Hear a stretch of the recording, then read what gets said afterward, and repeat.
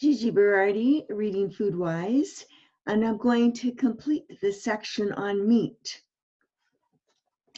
There's so many questions about meat. My students have asked all of them. And so I tried to put together a thoughtful answer. To understand meat production, we need to understand a bit about the physiology of plants and the animals themselves, particularly ruminants, like cattle. Ruminants can digest carbohydrates that we can't, which makes them particularly well suited to convert plant protein into animal protein.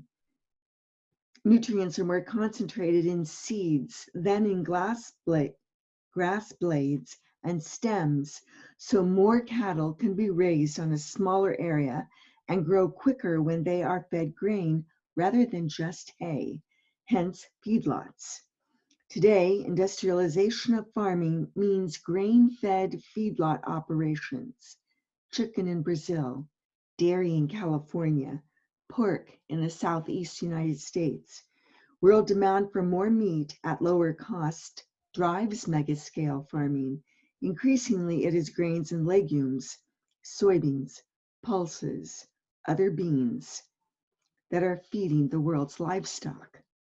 Of course, some of the feed given to animals is from what might be called alternative foods, byproducts of the vegetable oil, sugar, beet pulp, grain, or even citrus, fruit, almond, and cotton industries. Similarly, useful livestock byproducts, especially manure, should be factored into efficiency calculations and feed conversion ratios.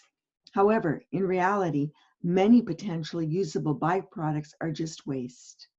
I have seen thousands of sheepskins in upstate New York sent to landfills. In other developed countries, mega-scale farming is also the mode. For example, over 60% of Britain's imported pork is from huge farms in Denmark, the Netherlands, and Germany. Among the controversial practices typical of such industries is the heavy use of antibiotics, with vast number of pigs being administered antibiotics when just a few animals become infected, although the European Union is putting more restrictions on such use. The wide administration of antibiotics may well be resulting in resistant strains of diseases. Similarly, the vast concentrated amounts of animal waste from such operations lead to many environmental and health concerns.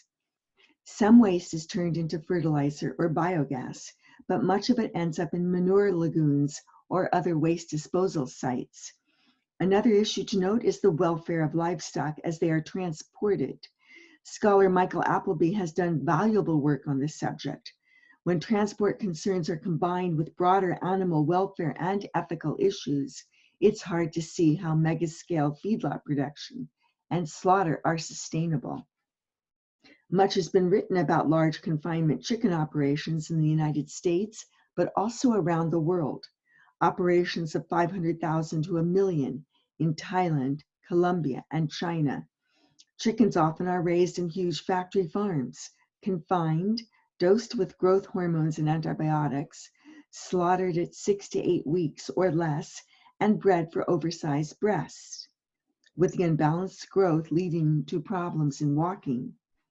The dominant meat breed, the Cornish cross, is also used by a lot of small-scale growers because it does grow quicker, eats less feed in its shorter life, and consumers have come to think it's what chicken should be like.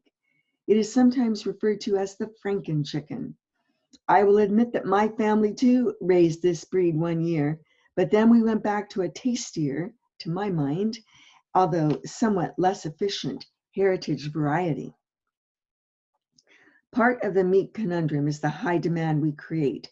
In the United States, we eat a lot of meat, an estimated 222 pounds of red meat and poultry per person in 2018, up from the previous several years, and a new record. We want a lot of meat, and we want it cheap.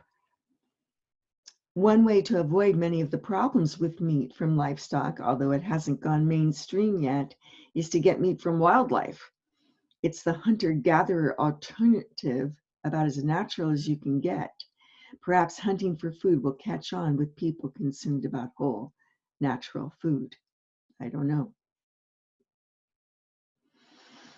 So, this section leaves as many questions unanswered almost as it raises. And later in the book, I talk about some responses to meat production, one of which is integrated farming.